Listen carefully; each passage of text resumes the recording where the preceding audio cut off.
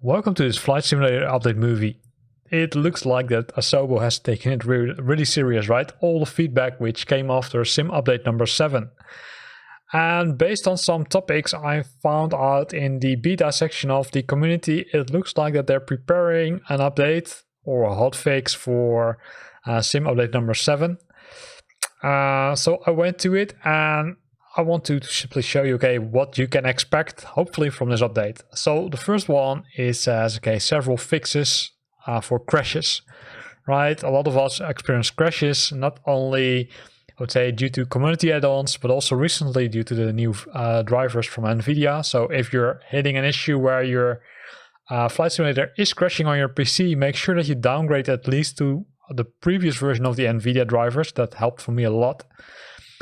In addition to that, they have improved the weather, or they're improving the weather, right? Better management of different meters to avoid hard weather transitions, fixed abnormal temperatures above flight level 450, and there's a fixed custom weather preset save data.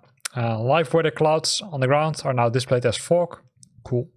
Rain and fog are now correctly received shadows, and they fixed the 10 SM meter of visibility, and they fixed the live weather referring to AMSL instead of AGL.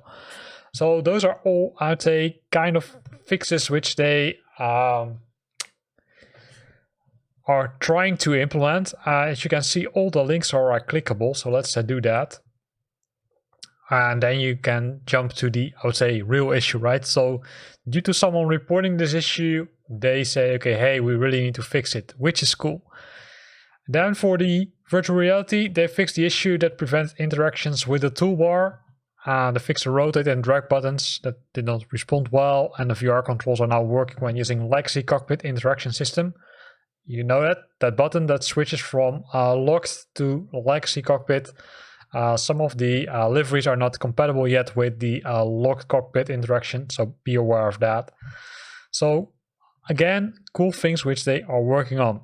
Then when going to the peripheral section, the track IR support has now been fixed. So if you previously used track IR and didn't work correctly after sim update number 7, then wait for this hotfix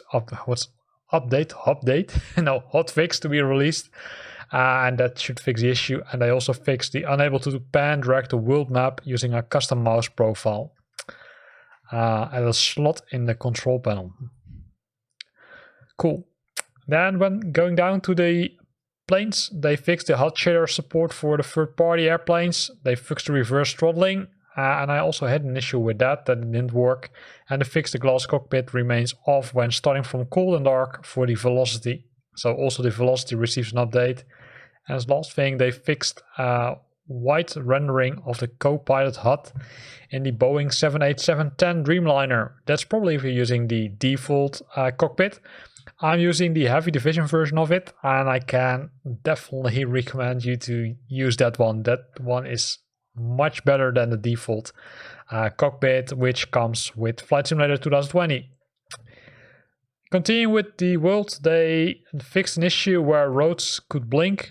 Not have seen it. And they fixed color banding introduced in sim update number 5. Color banding was really the pink parts which were showing up. Probably everybody has seen those issues. You might still see them. It looks like they finally found a fix. For the Reno, if you have the Reno package, and keep in mind it's not a free add-on, you need to buy it. There's a performance optimization for multiplayer, and it also has a fix where the Reno stands are no longer misplaced during RTC, and they fixed it to high notification when starting a time trial. Continuing with the UI, there are some fixes for the assistant preferences no longer be set to easy without user's input. Yeah, this one is really irritating.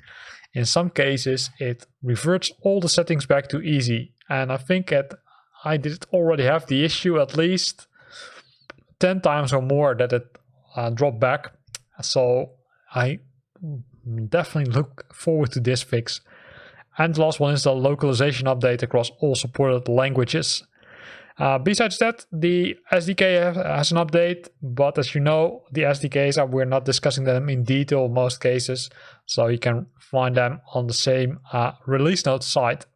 It's not clear when this update comes, but it looks like it comes in December based on this line, right? Please find below the release note of this upcoming December update. So I'm really looking forward to it. I didn't find any details about when it will be delivered, but hopefully it will be soon and not just before Christmas, because if they're introducing issues around that time, well, then we're kind of screwed, because then we need to wait until January. Here ends this short Flight Simulator update movie where we discussed the release notes of the hotfix, which is probably gonna be released soon, and we'll get version 1.21.17.0.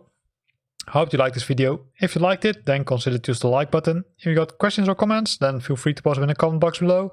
And if you want to stay up to date about new videos I'm posting, then consider subscribing to my channel. Thanks for watching and see you next time.